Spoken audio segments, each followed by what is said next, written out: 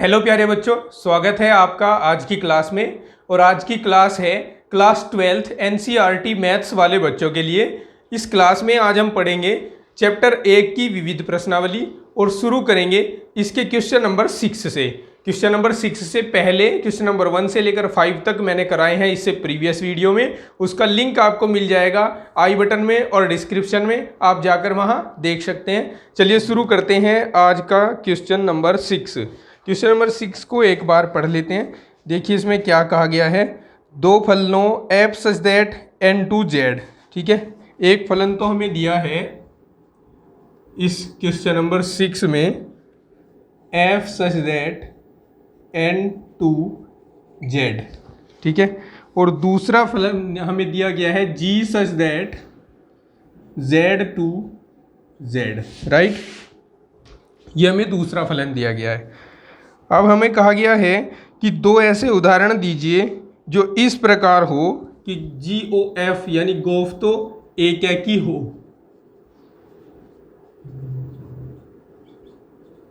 परंतु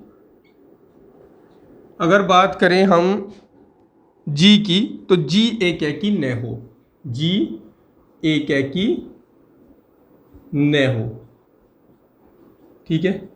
तो यहाँ पर एक हिंट भी दिया गया है। हिंट में संकेतन में कहा है कि f(x) इक्वल्स टू x और g(x) equals to mod of x पर विचार कीजिए। तो देखिए यहाँ पर हम ये मानकर चलते हैं कि माना अभीष्ट उदाहरण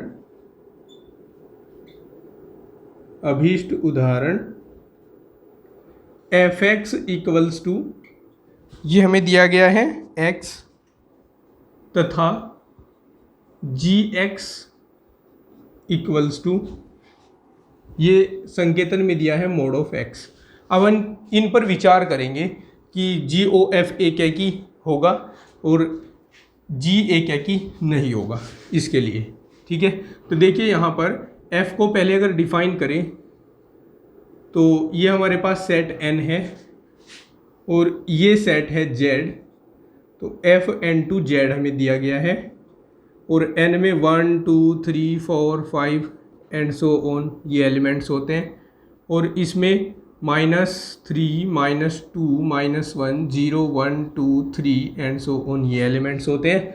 और फिर हमें दूसरा जो फंक्शन दिया है g दिया है z2z, तो हम यहाँ g डिफाइन कर रहे हैं z2z और ये भी z है हमारे पास, इसलिए इसमें भी सेम एलिमेंट लिखेंगे जो हमने पहले वाले z में लिखे हैं, ठीक है।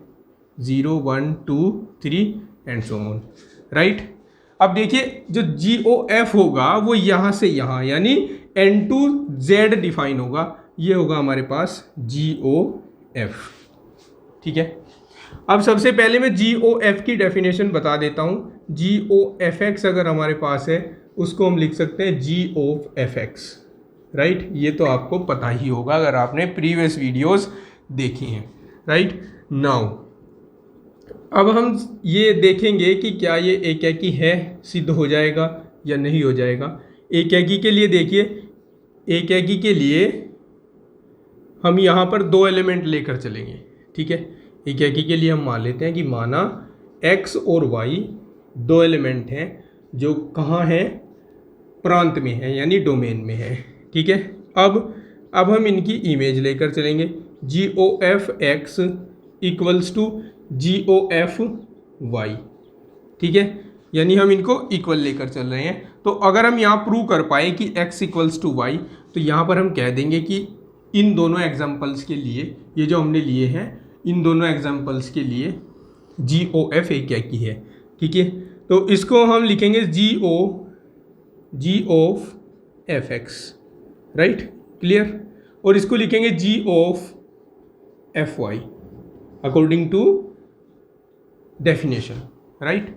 अब यहाँ देखिए fx की वैल्यू x आएगी हमारे पास, fx की वैल्यू x आएगी। तो यहाँ fx की वैल्यू डाल दीजिए और g ऑफ, देखिए अगर fx की वैल्यू x है तो fy की वैल्यू y आनी है, तो यहाँ पर हम y डाल देंगे, fy की जगह हमने y डाल दिया, ठीक है। अब जो gx की डेफिनेशन है उसके अकॉर्डिंग यहाँ मोड ऑफ x आएगा, तो यहाँ हम मोड ऑफ x लिख देंगे और यहाँ मोड ऑफ वाई लिख देंगे।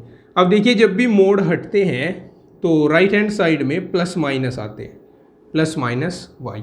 लेकिन यहाँ पर हम प्लस माइनस नहीं लेंगे क्योंकि हमारे पास जो डोमेन है वो क्या है, वो नेचुरल नंबर्स है। तो यहाँ से हमने x इक्वल्स टू वाई ले लिया, राइट। तो हम इनकी इमेजेस इक्वल लेकर चले थे और हमने एलिमेंट को इक्वल दिखा दिया। तो इट इज़ इम्प्लाई यहाँ पर हमारे पास जो GOF है वो एक की सिद्ध हो गया, ये एक की है। और साथ ही साथ हमें इन दोनों एग्जाम्पल के लिए ये भी बताना है कि G एक की न है, न हो, ठीक है। तो एक बार हम इसको भी दिखा देते हैं कि G जो है एक की नहीं है। क्यों नहीं है, हमें यहाँ पर एक एग्जाम्पल दे देना है, ठीक है। तो बात करें यहाँ पर देखो प्रतिचित्रण की, अगर हम इनको कनेक्ट करें तो 1 किससे कनेक्ट होगा, 1 से, यहाँ पर 2 2 से, 3 3 से, 4 4 से, ठीक है। अब Z टू Z की बात करें तो Gx equals to mod of x है। तो अगर आपके पास ये -1 है तो G -1 आप निकालोगे, यहाँ पर क्या आएगा, मोड ऑफ -1, ये 1 हो जाएगा। यानी -1 कनेक्ट होगा किससे, 1 से कनेक्ट होगा। लेकिन अगर आप यहाँ पर +1 भी ले लेते हैं तो वो भी मोड ऑफ 1 इक्वल्स टू 1 ही होगा, अर्थात ये भी हमारे पास 1 से ही कनेक्ट हो जाएगा। इसी तरह -2 की अगर बात करें तो 2 से कनेक्ट होगा और +2 भी 2 से कनेक्ट होगा। तो क्या ये एक की है, नहीं, ये एक की इसलिए नहीं है क्योंकि यहाँ पर जो हमारे पास डोमेन है उसका प्रत्येक एलिमेंट यानी उसका एक से ज़्यादा एलिमेंट की एक ही इमेज आई है सह प्रांत के अंदर। तो हम यहाँ कहेंगे G के लिए हम देख रहे हैं कि 1 और -1 ये बिलोंग्स करते हैं Z में, ठीक है। अब हम देख रहे हैं कि G ऑफ -1 भी 1 के इक्वल आएगा और G ऑफ 1 भी 1 के इक्वल आएगा। तो since G of -1 equals to आया है G ऑफ 1 के, ये तो इक्वल हो गए, बट क्या -1 और 1 इक्वल होते हैं, ये तो इक्वल नहीं होते ना। तो यहाँ हम कह देंगे अतः G एक की नहीं है। तो इस तरह से प्रूव होगा इस क्वेश्चन नंबर 6 का। यानी ये वाले आप एग्जाम्पल याद रखोगे और इनको आप वहाँ पर दे सकते हो अगर एग्ज़ाम में ये क्वेश्चन आता है तो। चलिए देखते हैं क्वेश्चन नंबर 7। इस क्वेश्चन में कहा है कि दो फलनों f such that n to n तथा g such that n to n के उदाहरण दीजिए जो इस प्रकार हो कि GOF आच्छादक है किंतु f आच्छादक नहीं है, ठीक है। चलिए देखिए इसको कैसे हमें करना है। यहाँ पर हमें दो फंक्शन दिए हुए हैं, एक f such that n to n और दूसरा दिया गया है g such that n to n, right. अब हमें दो ऐसे एग्जाम्पल देने हैं कि GOF जो है आच्छादक हो जाए, GOF आच्छादक हो जाए, परंतु जो हमारे पास G हम लेंगे, एक मिनट, F हम जो लेंगे F आच्छादक नहीं होना चाहिए, F आच्छादक नहीं होना चाहिए, राइट। अब देखिए यहाँ पर इस क्वेश्चन में भी संकेतन दिया गया है। तो संकेतन में हमें कहा है कि f(x) equals to x+1, f(x) equals to x+1 तथा कहा गया है कि gx इक्वल्स टू x-1 यदि x बड़ा हो 1 से और 1 यदि x बराबर हो 1 के। इस पर हमें विचार करना है, अर्थात इन दोनों एग्जाम्पल्स को लेकर हमें यहाँ पर दिखाना है कि GOF आच्छादक है और F आच्छादक नहीं है, राइट। तो चलिए शुरू करते हैं, देखिए इसको हमें कैसे करना होगा।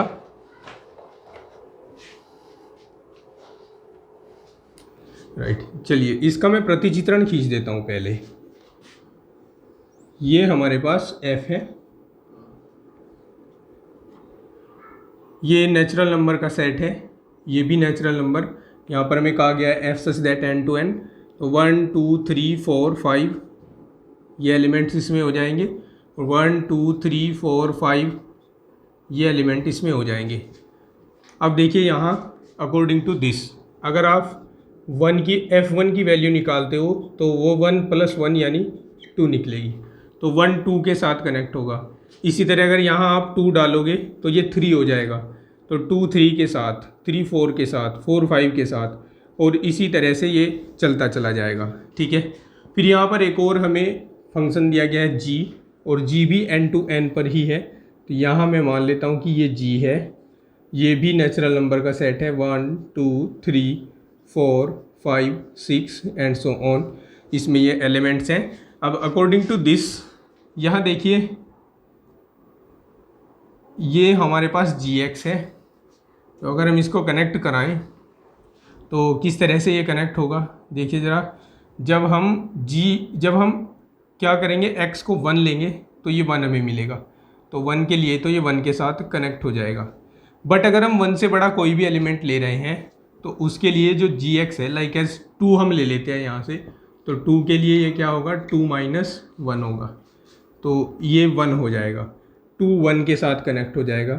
फिर अगर हम यहाँ पर 3 लेते हैं g3, तो ये 3 - 1 होगा, और ये 2 हो जाएगा, तो 3 2 के साथ, 4 3 के साथ, 5 4 के साथ, इस तरह से ये कनेक्ट हो जाएगा। ठीक है, हमें करना क्या है, हमें दिखाना है कि f आच्छादक नहीं होना चाहिए।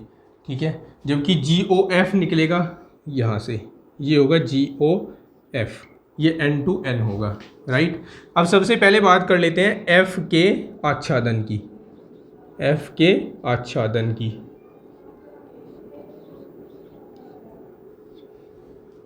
f का आच्छादन देखेंगे कि f आच्छादक होगा या नहीं होगा। वैसे तो हमें यहाँ दिखाना है कि नहीं है। ठीक है, तो इसके लिए देखिए यहाँ पर f में ये है हमारे पास f, यहाँ पर कोडोमेन में एक एलिमेंट है 1, और इसकी डोमेन में कोई प्री इमेज हमें मिली ही नहीं है, कोई प्रतिबिंब इसका इधर हमें मिला नहीं है, तो ये छूट रहा है। और जब कोई भी एलिमेंट सह प्रांत का छूट जाता है तब हम कहते हैं कि यहाँ पर जो फंक्शन है वो आच्छादक नहीं होता। तो इसके लिए हम कह सकते हैं चूंकि, यहाँ हम लिख देंगे चूंकि 1 बिलोंग्स टू n, और कहाँ पर है ये, सह प्रांत में, परंतु एक का कोई प्रतिबिंब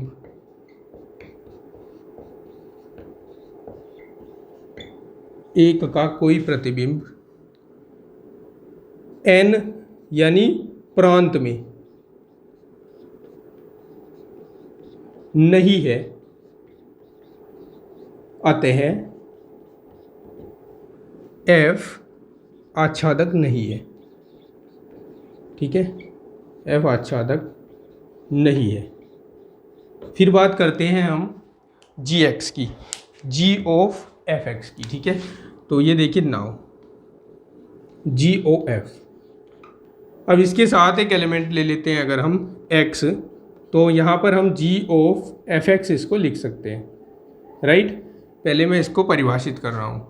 अब यहाँ आप fx की वैल्यू डाल दीजिए, fx की वैल्यू क्या होगी, g of fx की वैल्यू है x + 1, तो यहाँ मैंने डाल दिया x + 1। अब बात करें gx की, तो gx हमारे पास ये है यहाँ पर, और ये जब 1 से बड़ा होगा तो x - 1 आएगा, और जब 1 के इक्वल होगा तो 1 ही आएगा। तो इस हिसाब से अगर हम देखें कि गोफ हमारे पास क्या मिलना है उसको हम देखेंगे, तो गोफ भी हमारे पास कुछ इसी तरह से मिलेगा। अब हम यहाँ पर ये जो है हमारे पास x, इसकी जगह डाल देंगे x + 1 - 1 यदि x > 0 हो, और यहाँ ये 1 होगा यदि x = 1 हो। अब हम देख रहे हैं 1 से 1 कैंसिल हो गया, और ये हमारे पास बचता है x > 1 राइट। तो ये हमारे पास GOF आया है, ये GOF होगा। अब हमें इसको दिखाना है कि ये आच्छादक है। तो आच्छादक के लिए क्या सिद्ध किया जाता है, आच्छादक के लिए आपके याद है अगर, तो आच्छादक के लिए हम सिद्ध करते हैं कि fx = y, जबकि y कहाँ से लिया जाता है, y लिया जाता है कोडोमेन से। तो अब मैं इसको सिद्ध करने वाला हूँ आच्छादक। तो इसके लिए मैंने मान लिया कि माना y बिलोंग्स करता है n में, यानी कोडोमेन में, यानी सह प्रांत में। अब y इक्वल्स टू, देखिए y के इक्वल में आप क्या रखेंगे, GOF के लिए देखिए y के इक्वल में आप रखेंगे x। नाउ और ये x जो है ना, ये बिलोंग करेगा डोमेन में। तो नाउ fx इक्वल्स टू है x हमारे पास। इसके लिए तो हम देखेंगे ही नहीं, क्योंकि इसके लिए तो ये आच्छादक सीधे से ही सिद्ध हुआ पड़ा है। तो हम देखेंगे ओनली फर्स्ट कंडीशन के लिए। तो ये x इक्वल्स टू आया है हमारे पास y। तो सिंस यहाँ हम दिखा चुके कि fx इक्वल्स टू है y, it is imply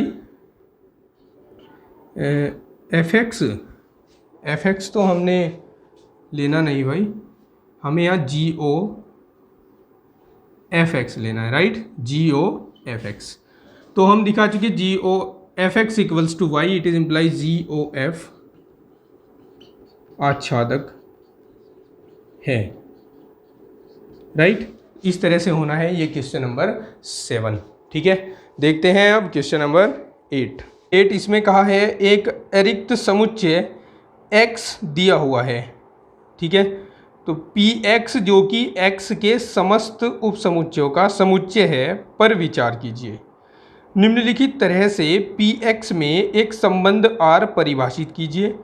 Px में उपसमुच्चयों A B के लिए A रिलेटेड टू B यदि और केवल यदि A is subset of B है, क्या R Px में एक तुल्यता संबंध है? अपने उत्तर का औचित्य बतलाइए। तो चलिए शुरू करते हैं, देखते हैं इसको कैसे करना है हमें।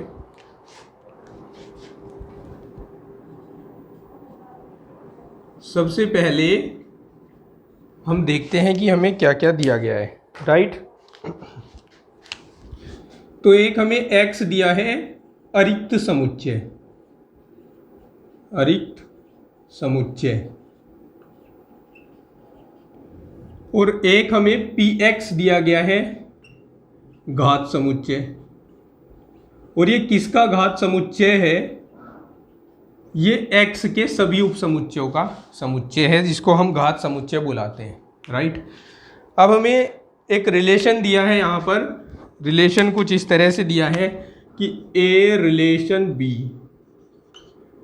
If and only if A is subset of B, ये हमें रिलेशन दिया गया है। फिर हमें इसमें करना क्या है, इसमें हमें R को चेक करना है कि क्या तुल्यता संबंध है। ठीक है, R को हमें चेक करना है कि R तुल्यता संबंध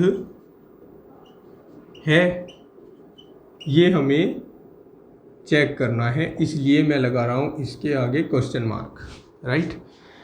तुल्यता, तुल्यता मीन्स स्वतुल्य, सम्मित और संक्रामक, तीनों संबंध यहाँ पर स्थापित होने चाहिए। तो चलिए शुरू करते हैं और देखते हैं पहले कि क्या यह सममित होगा। सममित के लिए हमें एक एलिमेंट, पहले स्वतुल्य देखते हैं, राइट। स्वतुल्य, इसके लिए हमें एक एलिमेंट लेकर चलना होता है, ओनली एक एलिमेंट, और वो भी कहाँ से, इस Px से लेकर चलेंगे। तो हमने एक एलिमेंट A ले लिया, कहाँ से, पावर सेट से। अब देखिए, अब यहाँ रिलेशन क्या कहता है कि A से तभी कनेक्ट होगा अगर ये कंडीशन सेटिस्फाई हो जाए। तो अगर हमारे पास कोई समुच्चय है A, तो क्या कोई समुच्चय अपने आप का उपसमुच्चय होता है? जी हाँ, बिल्कुल होता है। तो ये समुच्चय A अपने आप का समुच्चय हो जाएगा। यहाँ हम लिख देंगे चूंकि प्रत्येक समुच्चय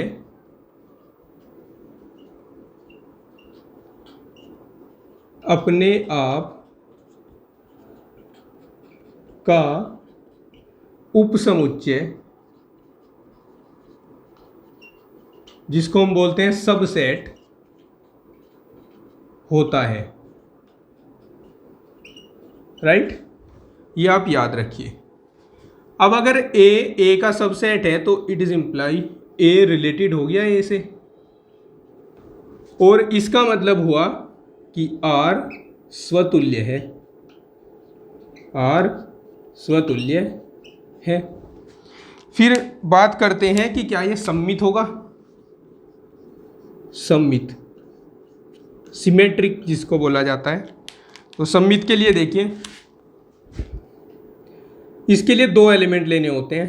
तो हमने माना कि एक तो A है हमारे पास और एक B है, ये दोनों पावर सेट में बिलोंग करते हैं, Px में। तो अब हम ये मानकर चलते हैं कि A रिलेटेड है B से। तो इसका मतलब क्या होगा, according to given condition A subset हो जाएगा B का। और सममित के लिए हमें उल्टा भी प्रूव करना होता है, यानी हमें दिखाना होता है कि अगर A रिलेटेड है B से तो B भी रिलेटेड होगा A से। अब B रिलेटेड A होने का क्या मतलब है कि B भी सबसेट होगा A का। तो क्या ये पॉसिबल है? ऐसा हो भी सकता है और नहीं भी, क्योंकि कोई समुच्चय, अगर A समुच्चय हमारे पास है, ये B का सबसेट है, तो ये जरूरी नहीं है कि B भी A का सबसेट होगा। लाइक एज आप देखिए 1 2 3 ये है हमारे पास, और एक समुच्चय हमारे पास 1 2 3 4। तो यहाँ पर ये इसका सबसेट है क्योंकि इसके सभी अवयव इसमें से लिए गए हैं। बट क्या ये इसका सबसेट है? नहीं, क्योंकि उसका एक एलिमेंट 4 है जो इसमें है ही नहीं, राइट। तो ऐसा पॉसिबल नहीं है कि B सबसेट होगा इसमें 100% A का, ऐसा पॉसिबल नहीं है। इसलिए हम कह सकते हैं कि A रिलेटेड ही नहीं होगा B से, और जब A रिलेटेड नहीं होगा B से तो हम कहेंगे इट इज इम्प्लाई R सममित नहीं है, R सममित नहीं है। अब देखिए, अब हमें जो थर्ड रिलेशन होता है संक्रामक का, उसको चेक करना है। संक्रामक के लिए 3 एलिमेंट लिए जाते हैं। तो ये 3 एलिमेंट ले लेते हैं, A B और C। ये बिलोंग्स करेंगे पावर सेट Px में। अब हम ये मानकर चलते हैं कि A रिलेटेड है B से तथा B रिलेटेड है C से। अब इनका मीन्स क्या होगा? A related to B, that means A is subset of B, तथा B related to C, that means B is subset of C, right. अब A B का सबसेट है और B C का सबसेट है, तो क्या A C का सबसेट नहीं होगा? बिल्कुल होगा। तो यहाँ पर A C का सबसेट हो जाएगा, और अगर A C का सबसेट है तो इस कंडीशन के अकॉर्डिंग A रिलेटेड हो जाएगा C से। तो हम यहाँ A रिलेटेड टू B और B रिलेटेड टू C लेकर चले थे, और हमने रिलेशन यहाँ पर दिखा दिया है A और C के बीच में। तो इसका मतलब हुआ कि R संक्रामक है। बट जो हमें यहाँ पर पूछा गया था, बात करते हैं उसके बारे में। क्या ये तुल्यता संबंध है? देखिए, कोई भी संबंध, तुल्यता संबंध केवल तभी होता है यदि वह समतुल्य भी हो जाए, सममित भी हो जाए और संक्रामक भी हो जाए। हमारे पास जो यहाँ पर रिलेशन दिया गया है वो समतुल्य तो हो गया, संक्रामक भी हो गया, परंतु सममित नहीं हुआ, इसलिए ये तुल्यता संबंध नहीं हुआ। ऐसा आप लिख दोगे आंसर में। यहाँ पर लिखेंगे चूंकि R स्वतुल्य तथा संक्रामक तो है, परंतु सममित नहीं है, अतः R तुल्यता संबंध नहीं है।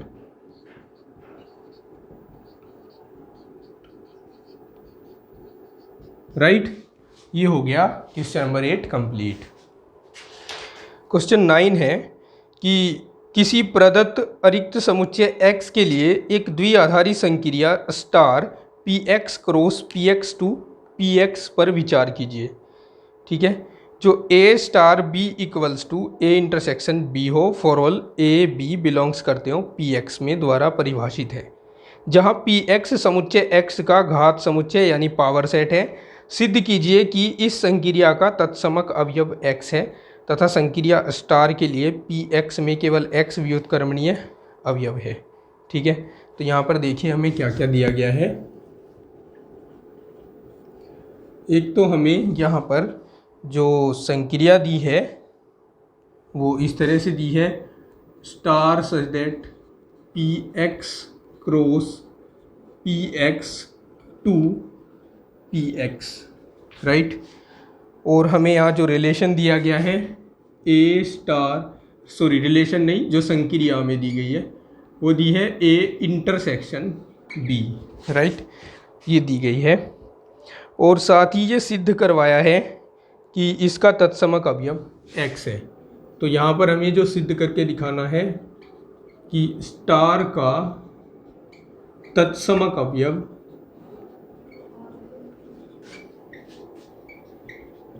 एक्स है,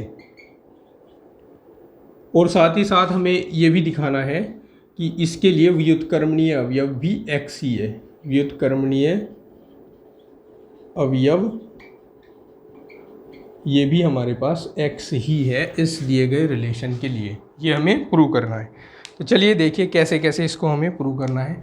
सबसे पहले बात करें तत्समक की, तत्समक, ठीक है।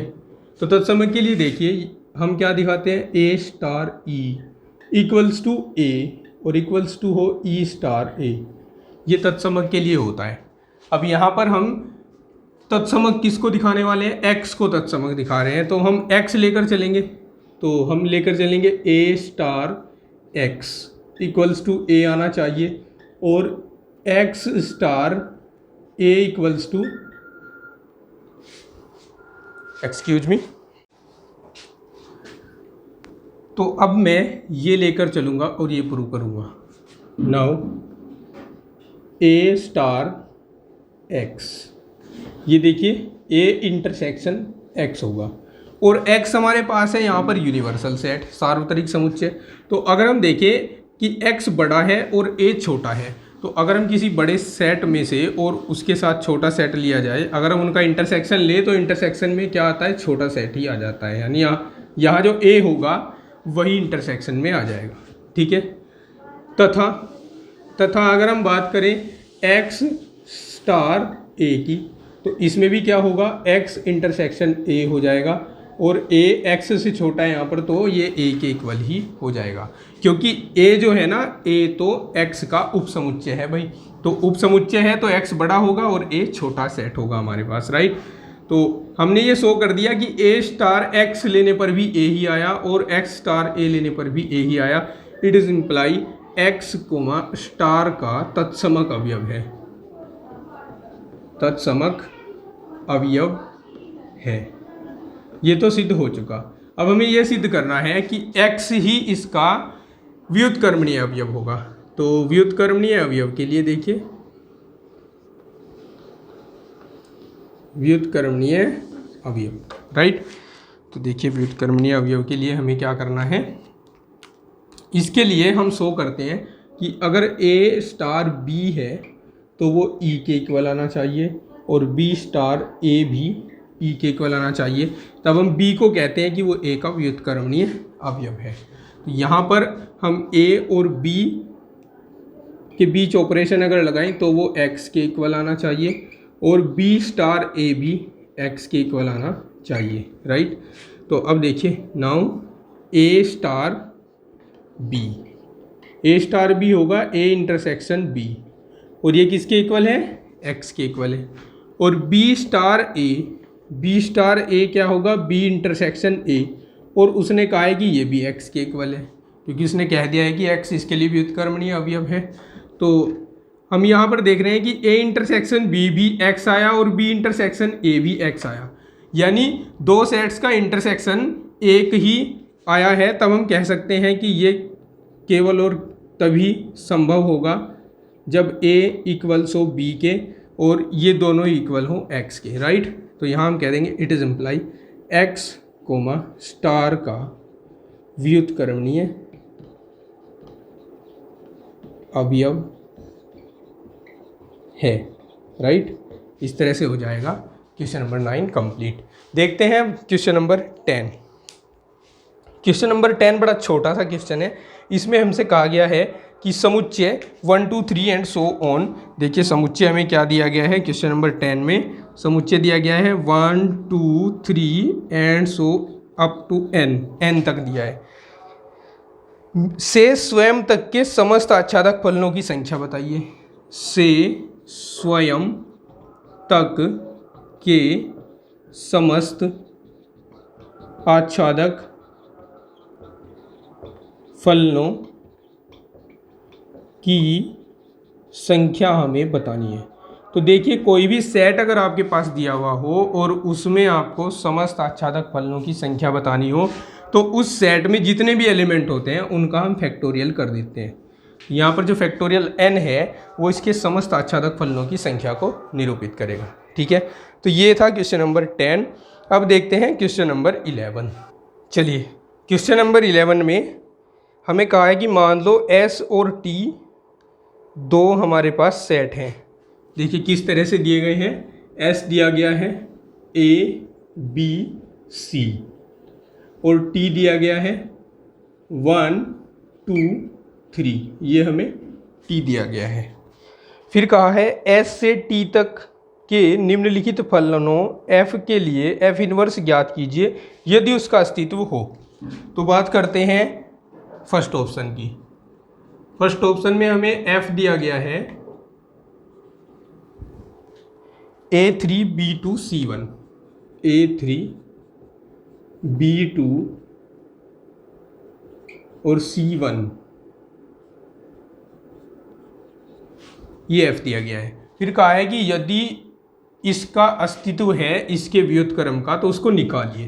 ठीक है, तो इसका इन्वर्स कब एग्जिस्ट करेगा, अगर ये F हमारे पास एक की आच्छादी होगा। यही होता है ना। तो यहाँ पर सबसे पहले हम इसको एक की आच्छादी चेक करते हैं कि ये क्या एक की आच्छादी है। ये S है, ये T है और ये है हमारे पास दिया हुआ फंक्शन F। ठीक है, ये A B C और 1 2 3 इसके एलिमेंट्स हो गए।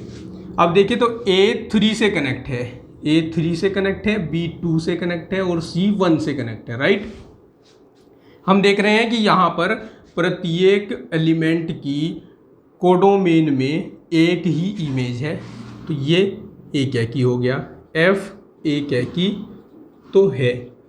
और हम ये भी देख रहे हैं कि कोडोमेन का प्रत्येक अवयव का प्री इमेज डोमेन में है, तो ये आच्छादी भी है। तो ये एक की आच्छादी है। It is imply F inverse exist करेगा, अर्थात इसका अस्तित्व होगा। ठीक है, अस्तित्व होगा। अब अगर अस्तित्व है तो उसे हमें ज्ञात करना है। अब देखिए हमें F इनवर्स बताना है। तो ये जो एलिमेंट्स यहाँ पर हैं इनको उलट दीजिए। इनको कैसे उल्टेंगे, जैसे यहाँ पर A3 है तो इसको हम 3A लिखेंगे, फिर 2B लिखेंगे और फिर 1C लिखेंगे। ये हो जाएगा आंसर फर्स्ट पार्ट का। सेकंड पार्ट देखते हैं। सेकंड पार्ट में हमसे जो फंक्शन दिया गया है हमें वो दिया गया है F equals to A2 B1 C1। Right, ये हमें फंक्शन दिया गया है। फिर देखते हैं कि इसके इन्वर्स का अस्तित्व है या नहीं है। ये हमारे पास S हो गया, ये T हो गया, ये A B C और ये 1 2 3 हो गए। अब हम देखें तो यहाँ से यहाँ पर F किस तरह से है। A2 के साथ कनेक्ट है, B 1 के साथ और C भी 1 के साथ। तो हम यहाँ देख रहे हैं कि डोमेन के दो एलिमेंट कोडोमेन के एक ही एलिमेंट के साथ कनेक्ट हुए तो एक की नहीं है। और यहाँ कोडोमेन में एक 3 एलिमेंट है जिसकी प्री इमेज भी नहीं है, तो ये आच्छादी भी नहीं है। तो यहाँ लिखेंगे चूंकि F एक की आच्छादी नहीं है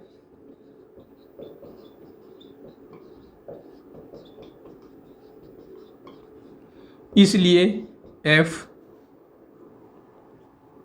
एक की आच्छादी नहीं है, इसलिए F का जो यहाँ ऐसे लिख दें F इनवर्स का अस्तित्व नहीं होगा। ठीक है, तो इस वीडियो में इतना ही। मिलते हैं नेक्स्ट वीडियो लेक्चर में। तब तक के लिए आप पढ़ते रहिए, अपना ख्याल रखिए, घरों में रहिए, कोरोना वायरस से बचकर रहिए और अपनी स्टडी को बेहतर बनाने के लिए निरंतर अभ्यास करते रहिए। मिलते हैं नेक्स्ट वीडियो में, तब तक के लिए take care and bye bye.